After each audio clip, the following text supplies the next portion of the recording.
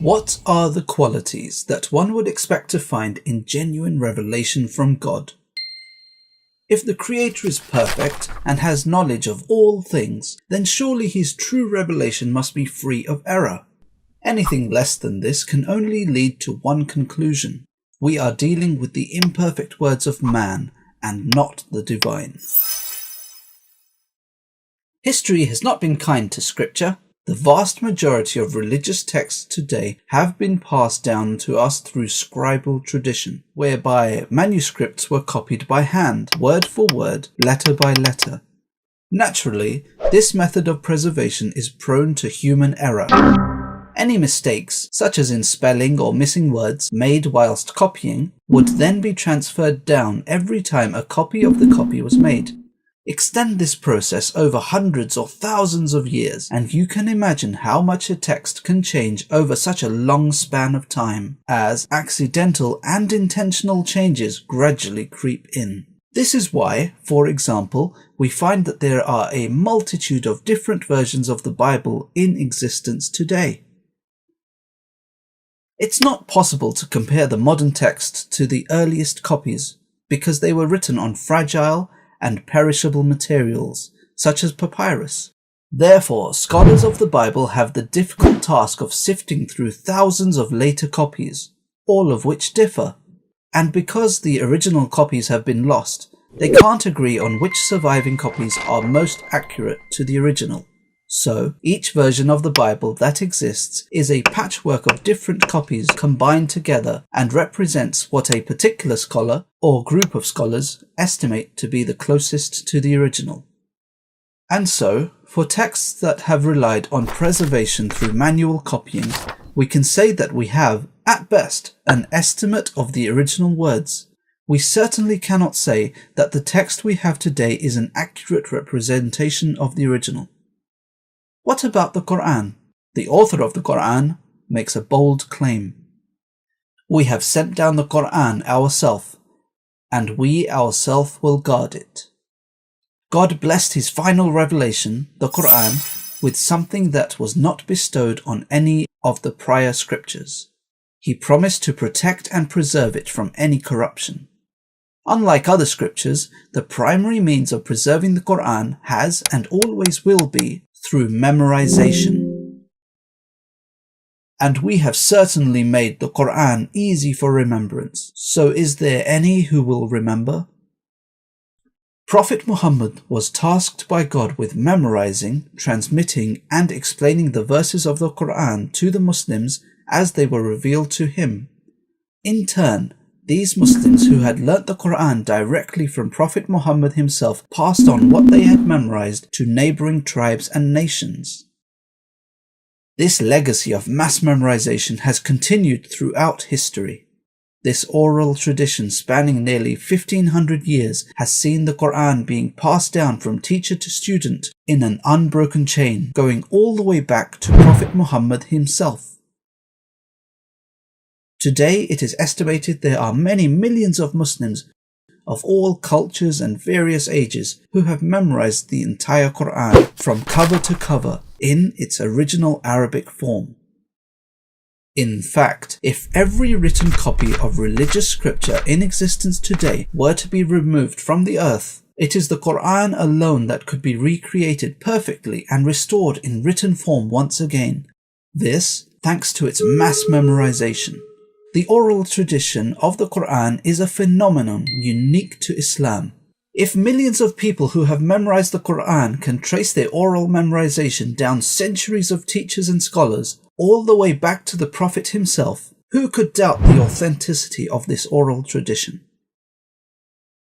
The amount of varying oral transmissions, along with the amount of people who have learnt the Quran, and the fact there are no discrepancies in what they have memorized, is no historical coincidence. The conclusion can only be that the Quran memorized today is the same as it was taught over 1400 years ago.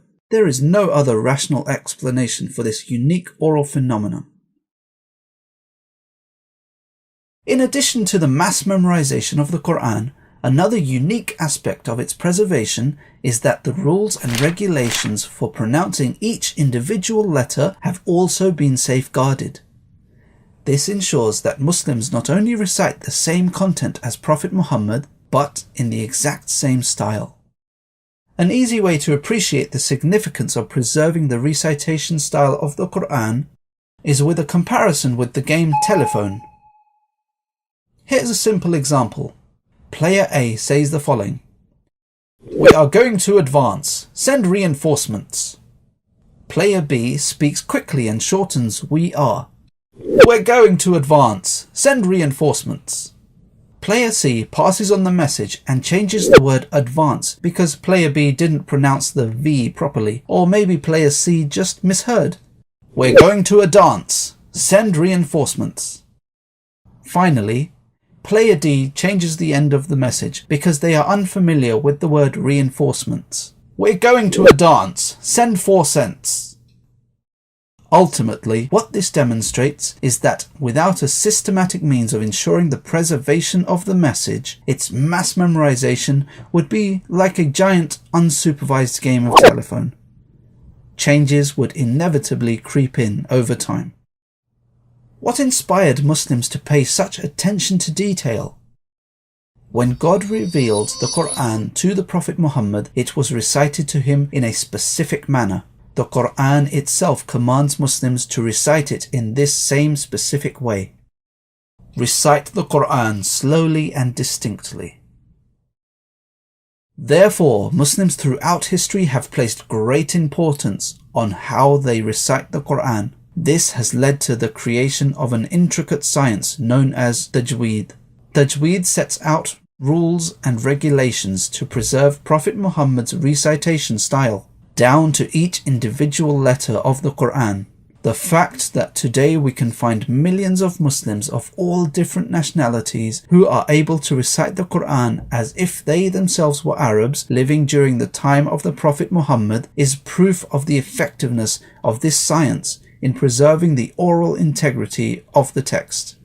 This in spite of the fact that there is no internationally centralized religious organization to administer such preservation. The Quran has also been preserved in meaning. Why is this important? Because you cannot separate language from scripture. As God states, the Quran is tied to the Arabic language. We have made it a Quran in Arabic.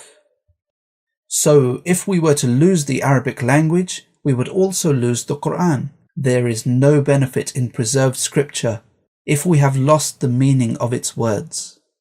In the Judaic tradition, the Torah was originally revealed to Moses over 3,000 years ago, making it over 1,500 years older than the Quran. However, the first Hebrew dictionary wasn't created until the 10th century, some 300 years after the revelation of the Quran. Hebrew was a dead language from the 2nd century CE until the foundation of Israel. In comparison, the oldest Arabic dictionary in existence was published within 200 years after the Quran. The early compilation of Arabic dictionaries has ensured that none of the meanings of the words of the Quran have ever been lost. As a consequence of this, Bible scholars had to turn to the vocabulary found in the Arabic dictionaries themselves to assist in understanding the many obscure and problematic Hebrew words in the Old Testament. Because Arabic and Hebrew are both part of the Semitic family of languages, they have many similarities. So the Arabic language has been used since the Middle Ages to understand difficult words and expressions in biblical Hebrew. In short, to fully understand Hebrew, the language of the Old Testament, Bible scholars have had to rely on the classical Arabic, the language of the Quran.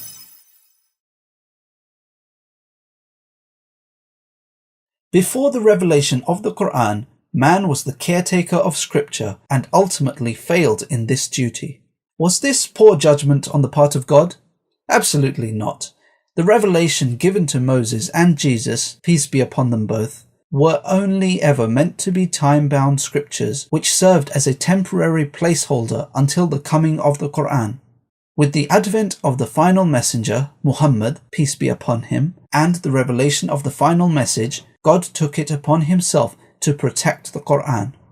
As we have seen, in every conceivable way, the Quran has been protected. Whether it's the preservation of its content, its recitation style, or the meaning of its words, God has ensured that the Quran is the scripture mankind can be certain of. This is the scripture in which there is no doubt, containing guidance for those who are mindful of God.